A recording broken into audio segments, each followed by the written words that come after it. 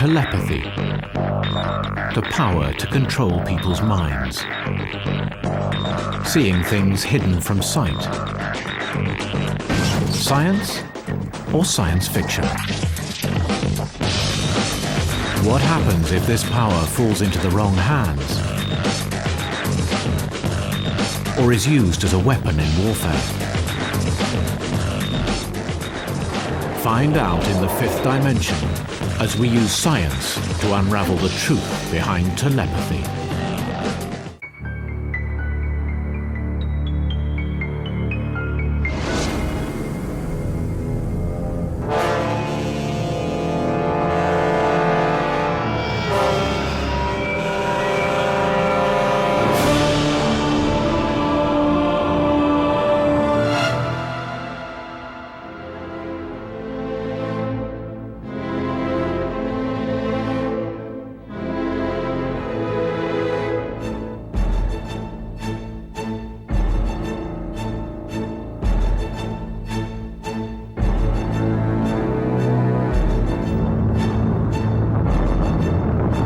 January 1971. As Apollo 14 strikes out for the moon, on board an astronaut is secretly planning a very different kind of mission. 200,000 miles from Earth, astronaut Edgar Mitchell is hoping to transmit symbols across the wastes of space, using only the power of his mind. I focused on the symbol, became the symbol. Resonated with the symbol. Mitchell's experiment was the first interstellar telepathy ever tried. But would it ever succeed? Telepathy. The power to read minds, predict the future, and see things without using our normal senses. Something that flies in the face of the known laws of science. Many animals have a sixth sense.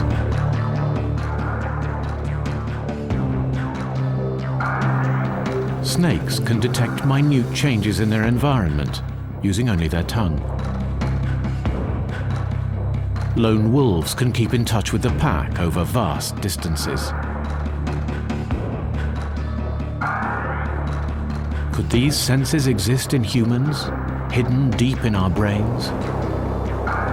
Based in San Francisco is the government-funded Cognitive Sciences Laboratory.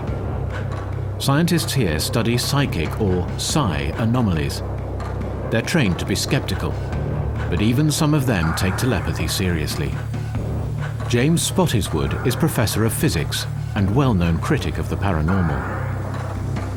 There are experiments in telepathy, or in the ability of people to transmit information from one person to another over a distance, which are extremely carefully done and very well researched in very carefully done statistics, and there is evidence from those experiments that such effects do exist.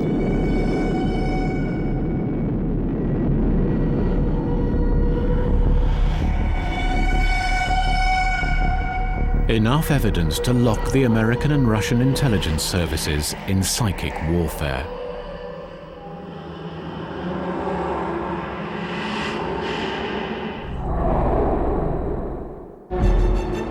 January 1991. Operation Desert Storm is underway.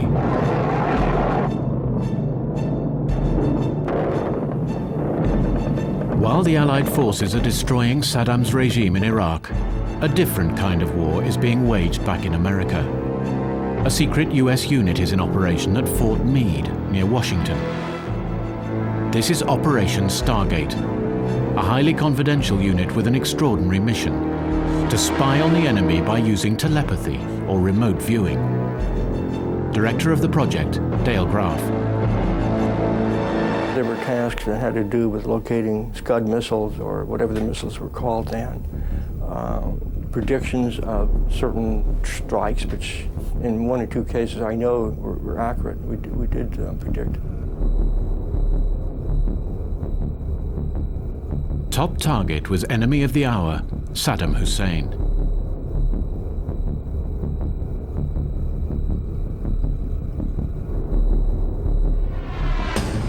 Major Ed Dames is a former PSI agent. His task in Operation Desert Storm, to pinpoint Saddam's location using only his mind. Oh, yes. There was a task force sitting off the coast with special operations ready to go in 10 minutes notice, wherever we or the Mossad told them Saddam Hussein was.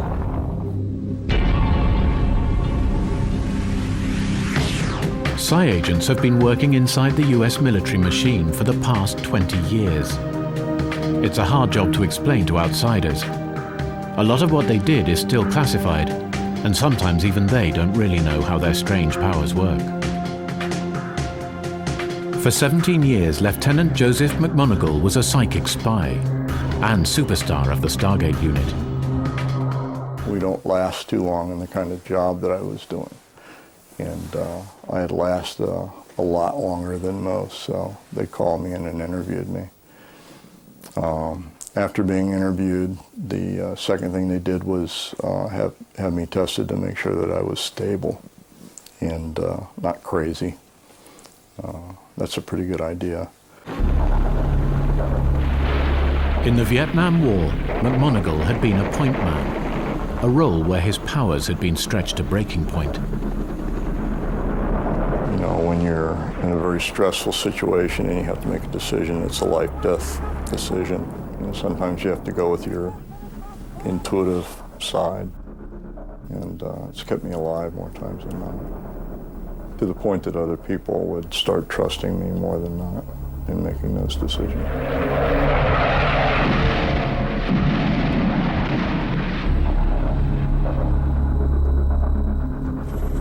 Having a sixth sense is a potent weapon on the battlefield.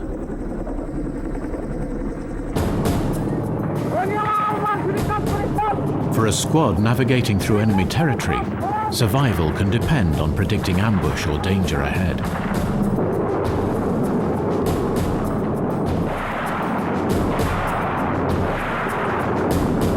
The point man goes ahead as a lookout. In the stresses of war, the American military recognized that some men had a stronger sense of danger than others. McMoneagle's sense for danger was honed in Vietnam, and it changed his life forever. As a result of that experience from that point on, I suddenly knew what people were thinking. I started knowing things before they could happen. I could hear conversations going on in the next room, which you couldn't possibly hear. I was seeing things that were going to happen the next day before they happened. I just started knowing things. They were like having clear pictures going on in my brain. In 1975, while the Cold War was still driving military thinking, the CIA secretly set up the first PSI unit. Few outsiders even knew of its existence. I could not give our product, our information, to the right people that needed it, because they were not allowed to know about the existence of the program. So I would sneak it out and take it to the laboratories and other scientists that work for DID, and pass it to them under the table. And I'd say, don't ask where this came from. One aim was to locate telepathically military bases in the Soviet Union. Agents were trained in various ways of visualizing or remote viewing different targets. Sometimes they were given coordinates for a location, or pictures hidden in sealed envelopes. The task was to draw accurately what they could see only in their minds. How is it done? It seems to defy rational analysis. I empty my mind and then I center my mind as well as I can. I then open my mind to whatever information is necessary to answer what the expectation is. The information most of the time comes in many different fragments. It's usually very difficult to understand. You have to try to build a picture out of it. Now, we can't really, at this point, explain ESP, psi, remote viewing from a conventional scientific point of view. It's there, we just don't quite know where to look for it yet. But the brain knows how to do it.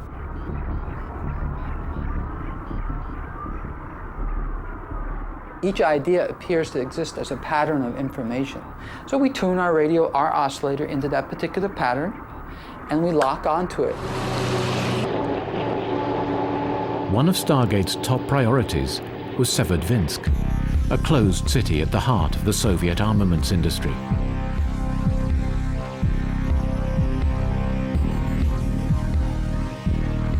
In 1979, the CIA were desperate to know what was being built inside its enormous marine bunkers. The most sophisticated spy planes were useless against the walls of concrete, so the CIA called in a different kind of expert. The National Security Council came to us and asked us if we would take a look at in the very northern part of the Soviet Union.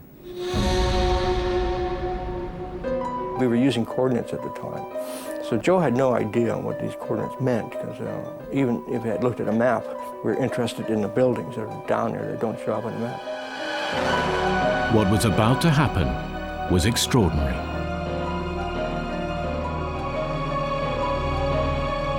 Looking in the building, remote viewing-wise, I get an impression of lots of bright lights, two very large cigar shapes, and some unique welding methodologies.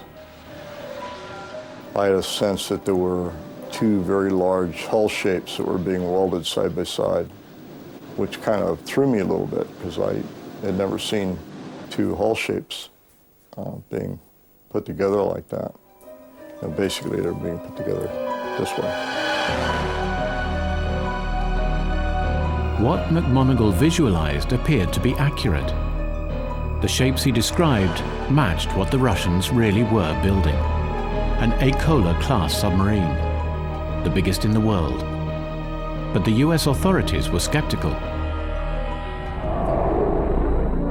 John Alexander was commander of the US Intelligence and Security Command. He asked Marine engineers to assess McMoneagle's report. At first, they dismissed it. That was truly spectacular. And again, it is a good example of our unwillingness to believe. What Joe had done is, of course, had spotted this unique submarine being built, and the information was passed to our boat builders, who just said, you can't do that. I mean, it's got to be nonsense, because anything that big, if it went down to depth, would be crushed. So we just discounted it because we didn't know how to do it.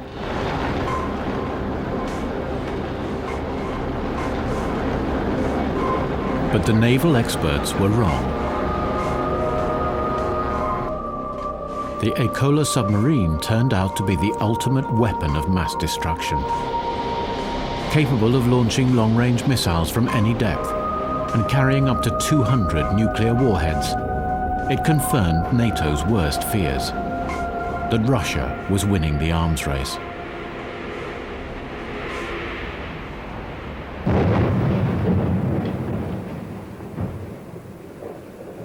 The operation was a triumph, attracting government support for more PSI operations. It's still viewed as one of the best remote viewing experiments ever.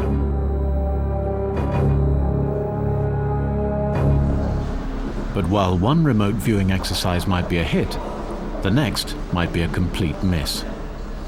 For conventional scientists, this poses a serious problem. Professor Ray Hyman is a leading psychologist who spent many years assessing science and the paranormal. The gold standard of all science is independent replication. And this is where parapsychology has fallen. Even when they've gotten results by their own standards, which they think are good, they have been unable to consistently replicate them.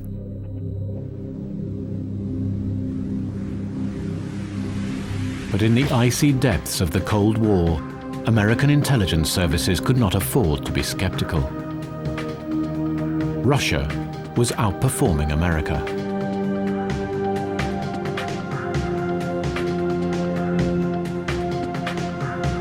Her military parades sent a clear signal to the world that the Soviet Union was winning the race.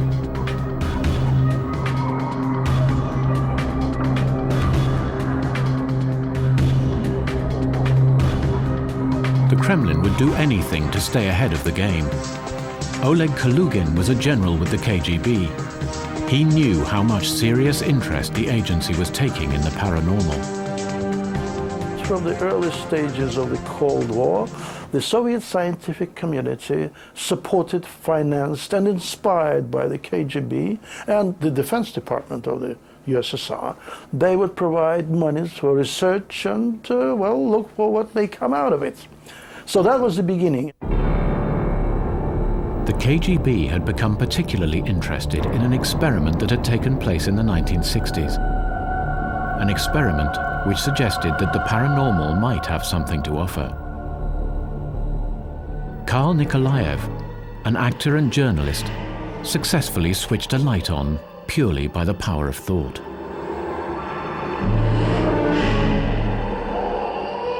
So outside the philosophy we preached and we practiced, and yet our scientists decided that we have to have another look at maybe there was something.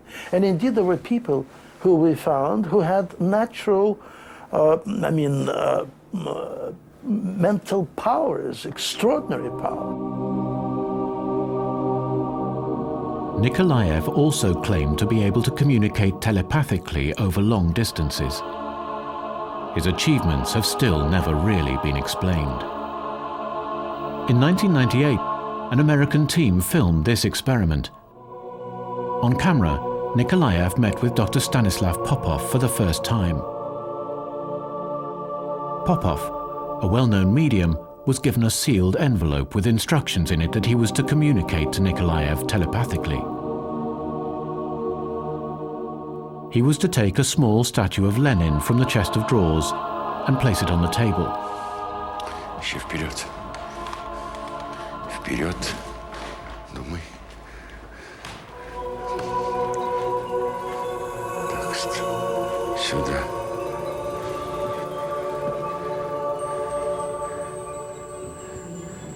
Ленин. Так, Ленин. Идем. The film crew was sure the two men had no way of communicating, and Nikolaev carried out the instructions to the letter. На стол.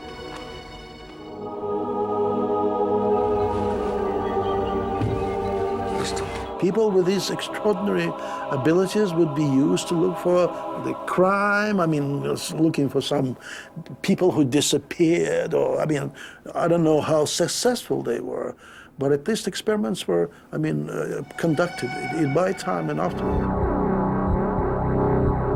The Russians set up a top-secret program of research. One experiment tested mental links in animals. Female rabbits, separated from their young, had their brainwaves measured. In another room, the baby rabbits were killed. According to researchers, the results were consistent. The mother's brain activity increased dramatically at the time of killing. The information was carefully leaked to the CIA. As Dale Gruff explains. It was part of the Cold War scenario where, hey, there's something going on in a communist country. Regardless of what we may think of it, let's take a look at it and see how credible it is. And first of all, to determine, is it real? What might it do to or for us? And if it is, then can we apply it as well?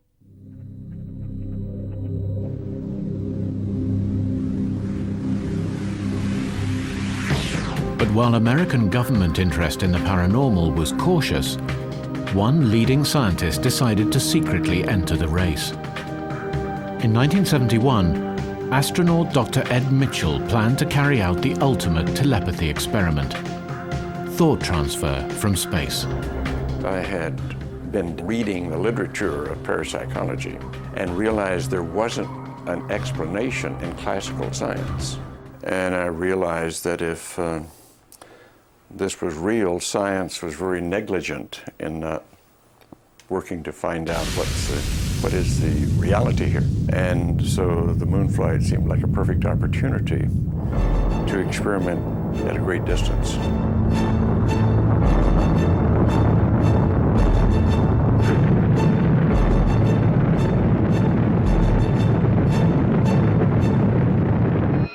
Mitchell was part of the crew of Apollo 14, which was aiming to spend one day on the moon. He was determined to do his experiment as far from Earth as man had ever been.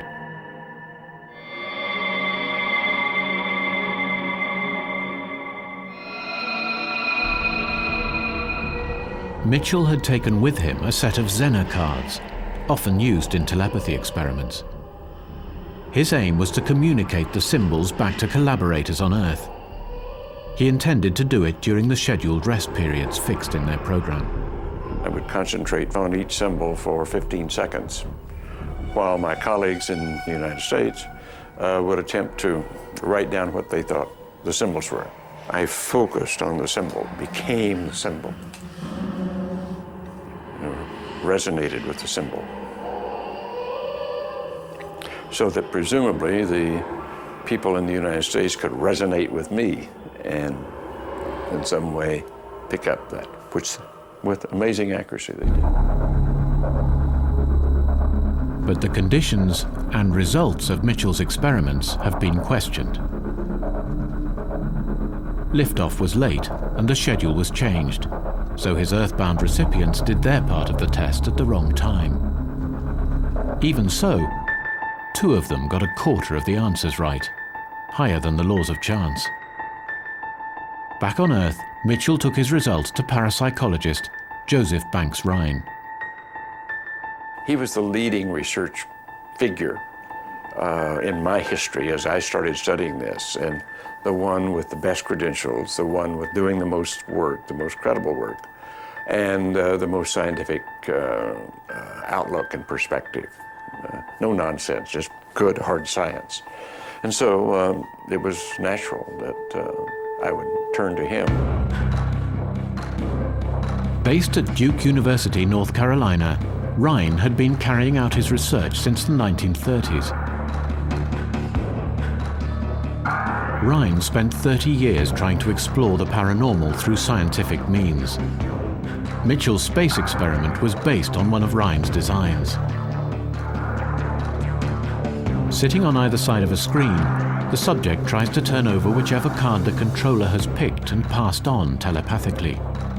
Here, a mother and child are tested for links.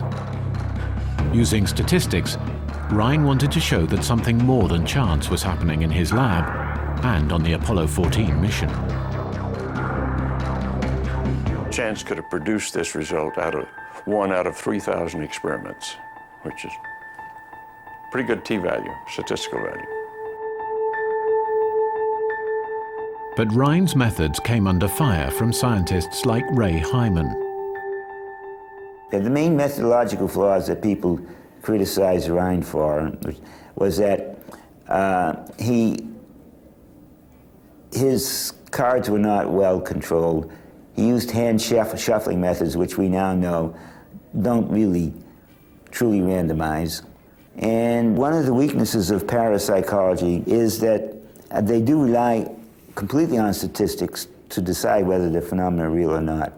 Unfortunately, statistical tests by themselves tell you nothing. Even if you get a departure that's real from, once you show that the chance wasn't the real reason why it was there, it doesn't tell you what was the reason. And it could still be a very normal reason.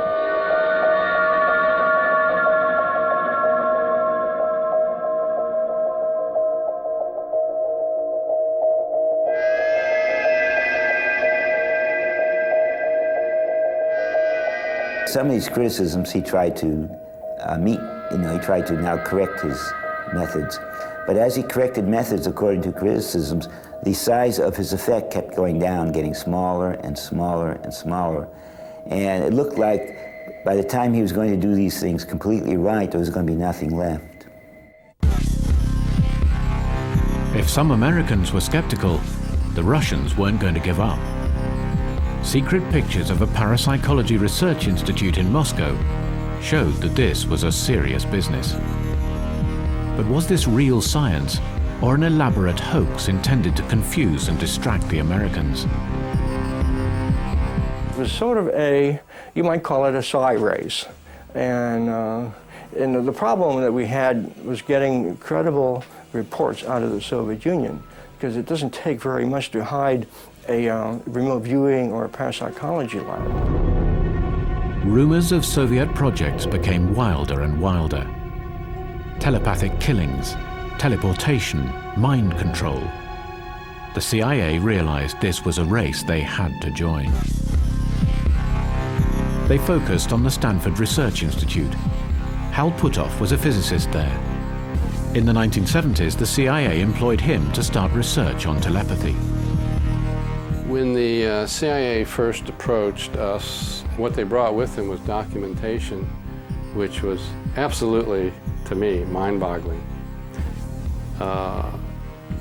It was hundreds of pages listing dozens of high-level Soviet institutes that were putting full-time effort on this. Well, to be honest, I was shocked. I really didn't expect this.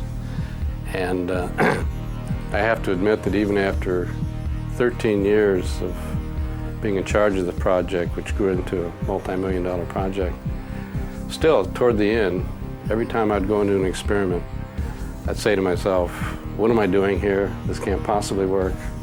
So it certainly cut across the grain. The main method he used was the double-blind method. A sealed envelope was taken from a locked safe and given to a subject, in this case, Puthoff himself. Inside the envelope, on a folded paper, a location was written. The subject would then drive to the destination inside. In a wire cage back in the Institute sat a viewer with a guard. The cage was to prevent the possible influence of electromagnetic waves. In this experiment, Puthoff's destination was a nearby yacht harbor.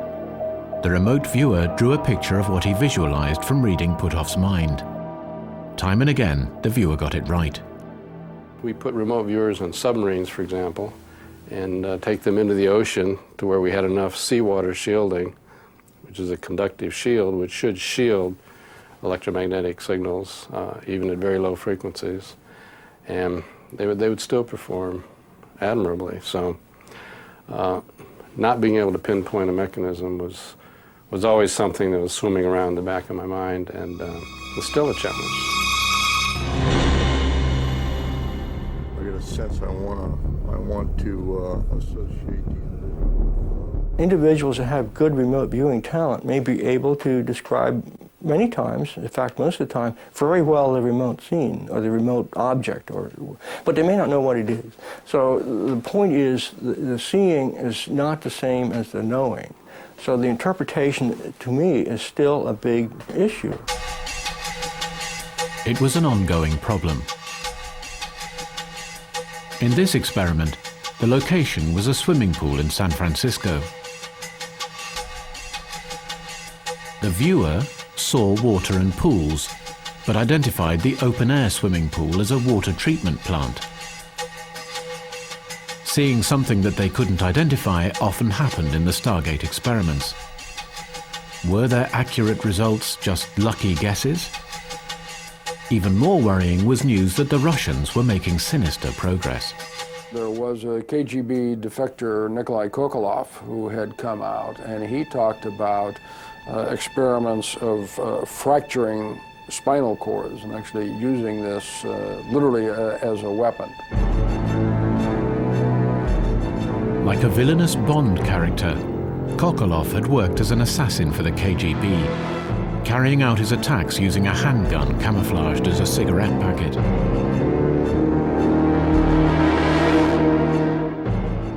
After defecting to the US, he helped set up a unit to monitor paranormal research in the Soviet Union. Kokolov claimed to have found disturbing results. The most important power of people, might, is about to be controlled by sophisticated, incredible, science fiction-like devices manufactured by the people in the Soviet Union. I think of concern were reports of remote influence, and that the ability to actually take these capabilities, not just observe, but to influence the target. In 1978, the KGB chose the Grand Masters chess tournament as a public testing ground for remote influence. The young Grand Master Anatoly Karpov was set against the Russian defector Viktor Korchnoi. In the audience sat a KGB agent, Dr. Zukar. His orders were to use telepathy to distract and handicap Korchnoi during the match. That man had these born capabilities, and the man was also trained to enhance his ability to influence people at a distance, and he did use it. And Korchnoi, when he complained, he was absolutely right.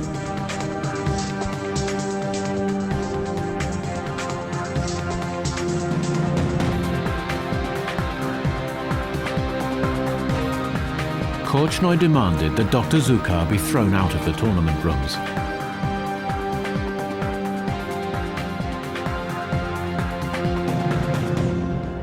But his pleas were ignored.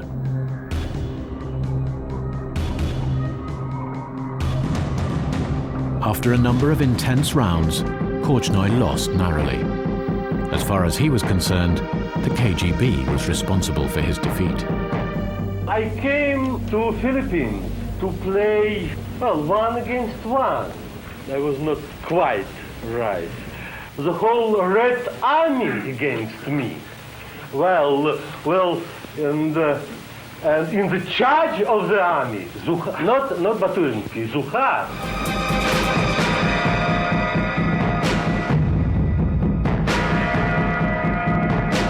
All of them were decorated, including that doctor, because of his super abilities to influence and actually to help Russia win the chess championship. Well, probably what Karpov would win anyway, but in this particular case, the Soviet KGB helped him win the championship. A year later, Russia and America meet for the SALT I summit.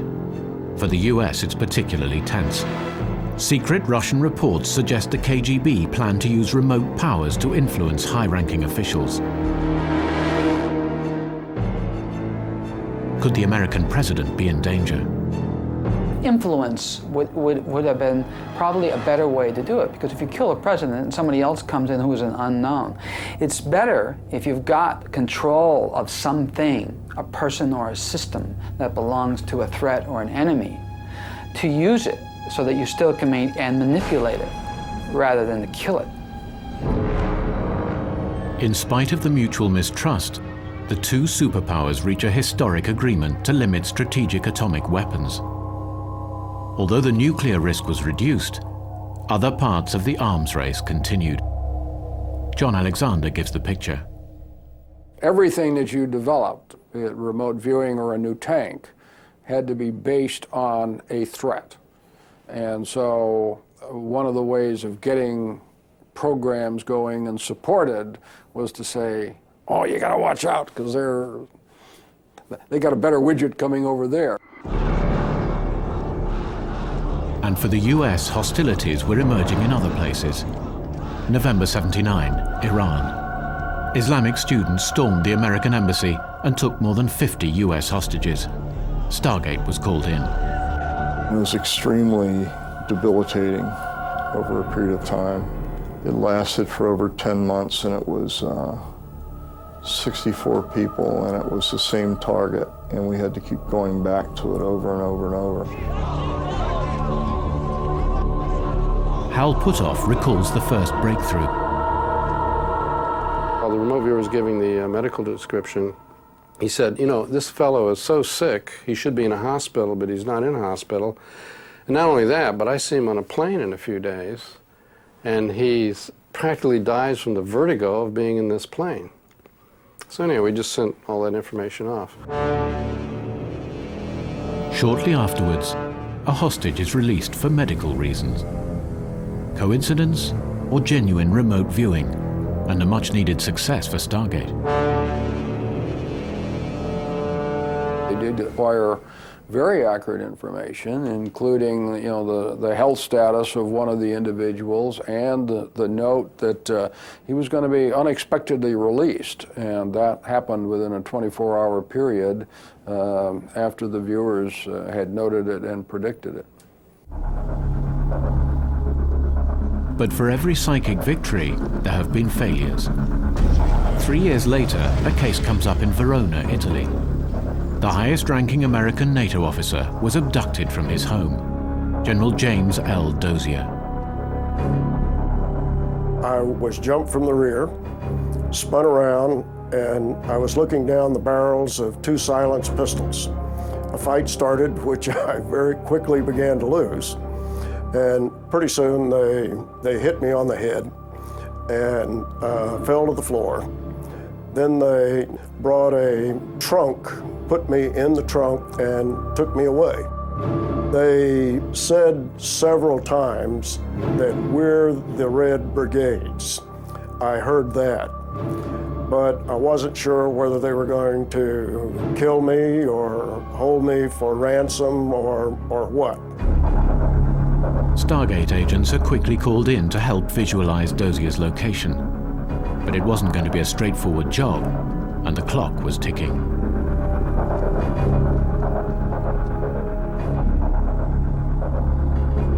The track record of the Red Brigades was keep them a few weeks and then you find them in the river, so there wasn't a lot of time. And naturally we got into this, the remote viewing group at Fort Meade and many others around the world. I think it was about 4:30 a.m. in the morning. And when they called me, they told me not to listen to any radios and watch no television, just come right to work. I was in a room that was painted all gray. The walls were all gray, the rug was gray, the table was painted gray. You actually get dizzy trying to stand up in this room. If you can imagine, everything was gray, light gray. I lay back in the chair and just closed my eyes and imagined myself at 100,000 feet looking down over the area of Italy. And what came to me was this portion of Italy where Padova lies. I imagined myself actually seeing streets and a road map and then standing in front of the building that he was being held in and looking up at the face of the building. It's almost like you can see him through a wall. You know, it's like you can see through things. You just feel him through a wall. You're just drawn there. I don't know how to explain that. We had another person who said that he was being held inside of a tent inside that apartment.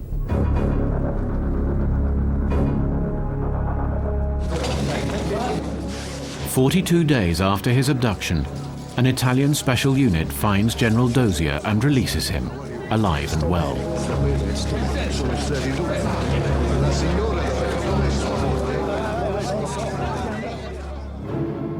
Just as the Stargate viewers had described, Dozier had been in Padova, isolated by his jailers in a tent.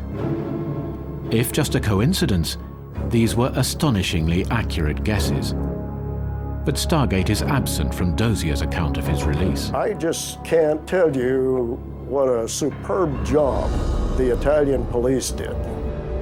But they did it with just good, solid police work. Did Dozier's release owe more to a Red Brigade defector than the psychic spies at Fort Meade? The Italian police told me the day that I was rescued that psychics had been involved, but after 4 weeks, they didn't even want to talk to a psychic, that they had so many false leads that they just dismissed them. Dozier's case highlights the difficulties Stargate faces. Too many misses, and people quickly lose faith and patience. Right after the general was abducted, there were a lot of diverse inputs coming in from all over. And we could see there was no good pattern, so how do you really know what to put the emphasis on? So even though some reports got out, they weren't the ones that were officially sanctioned through our place. But it wasn't until later on, halfway through the 6-week period that he was held captive, that the data tended to come together. Despite the clarity of McMonagle's vision, a high-profile case like Dozier's put Stargate and its methods under scrutiny. How many times had they failed? How many times had they succeeded? It's information which still remains largely classified. You don't particularly want to advertise just how well or how good or maybe not so good these capabilities are. You'd rather that be an element of surprise or unknown factor.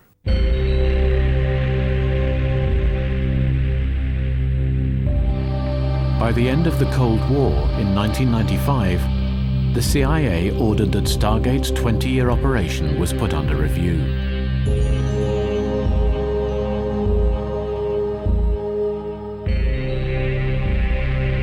From a scientific perspective, the picture was bleak. Professor Hyman looked into their methods. The operational side, there was nothing that could be recognized, that could be evaluated scientifically, because they had no controls. We don't know exactly what the remote viewers were told, how much information they had, how much they could guess just by lucky means, you know, and by just reasonable means, because, you know, they're not going to be asked about ordinary things and the kinds of questions they're going to be asked and the problems are going to be given. You know, given that many of them had intelligence backgrounds, they probably could guess somewhat of what's going to be involved. Even then, Stargate managed to divide scientists. Professor Jessica Utz from the University of California was also part of the review. Hyman and I both agreed that there was something in the data that could not be explained by chance alone. And I think we disagreed in terms of what the ultimate explanation will be. So we saw results that can't be explained by chance. In other words, people were guessing at better rates than they should have been able to guess if just by chance. Despite the debates, Stargate had chalked up more misses than hits, and in 1995, the Pentagon shut the operation down. The Russian operations were also allegedly cancelled. Oleg Kalugin believes otherwise. These experiments continued in the 90s. Well, I do not know if they do it now, but I would not be surprised. They may have resumed these experiments, because this is something which indeed is not just madness. It's a real thing, and it needs to be sort of explored and probably put into practical use once those who are in power feel that it is necessary. Edinburgh, Scotland. Although the military are no longer in the driving seat, the study of telepathy goes on. The university where Sherlock Holmes' creator, Sir Arthur Conan Doyle, once studied, is home to the Koestler Institute of Parapsychology. The experiments were run by Professor Robert Morris, who believed the results were promising. It does not look as though chance is the explanation. It looks as though there's a genuine effect there. Under scientific conditions, thought transference is being thoroughly investigated.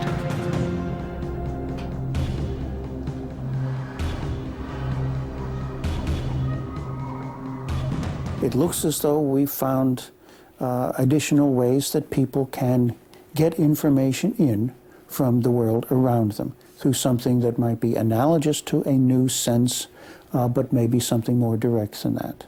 This is the way it looks. Exactly what process is going on, of course, that remains to be seen.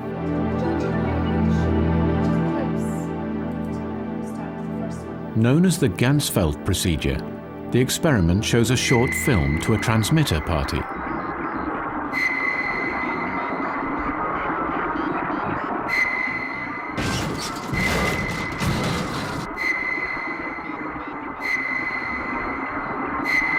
A receiver party sitting in a separate, soundproof room must try to visualize the images from the film. Plane flying through the sky, clouds. Both parties are linked only by headphones to the person monitoring the experiments. There's people walking through the woods. The results aren't always successful, but intriguingly, subjects who are more creative score more hits. In the Ganzfeld procedure, we find that we get our best results if, in fact, we pre-select people who are very skilled at being artists or musicians. If we add together all of those people that we've worked with, we've had about a 40% success rate, where you'd expect just 25 by chance.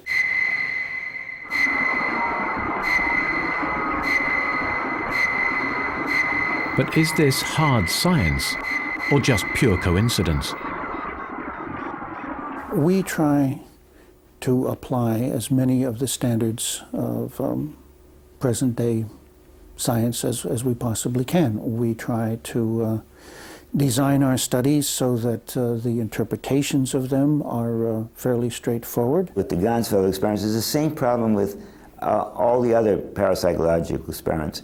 The main problem is that it so far no one has been able to show consistent pattern of results that could be independently replicated.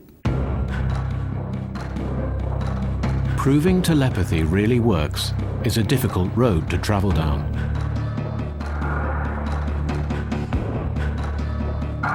But despite scientific controversies, thousands believe in the psychic powers of the mind.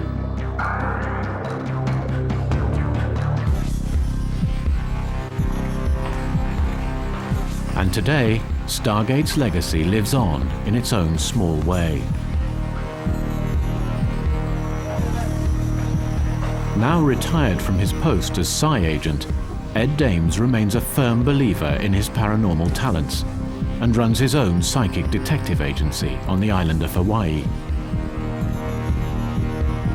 Today, he's trying to locate a missing body.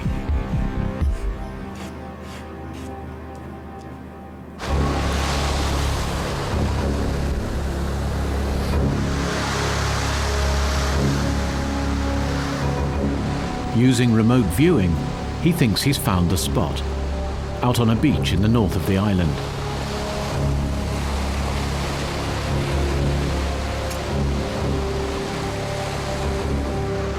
Using psychic powers to try and solve crimes is still used by many law enforcers across America. But does it actually work?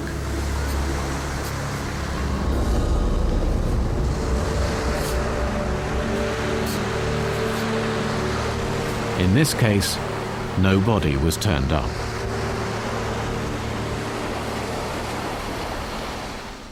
We would regard this as something that is not supernatural at all, that it is part of the natural world, using laws of physics and biology and psychology that we just yet don't completely understand. As science reopens the door into the unknown, the world has entered into a new era. With the Cold War over, we now live with a new threat. A world order where terrorists, dictators, and weapons of mass destruction remain dangerously hidden from view.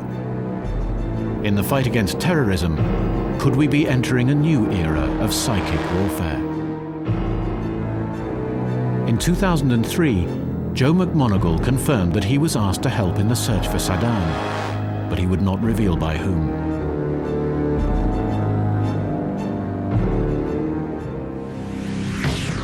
Telepathy may defy scientific explanation, but for many, it is a reality. From the race for supremacy in the Cold War to the age of terrorism, it remains a mysterious skill that could radically change our future. As we continue to explore telepathy, the boundary between science fiction and science fact may one day become blurred. If we were to prove its existence, the possibilities seem endless, and who knows where the journey of our minds could end.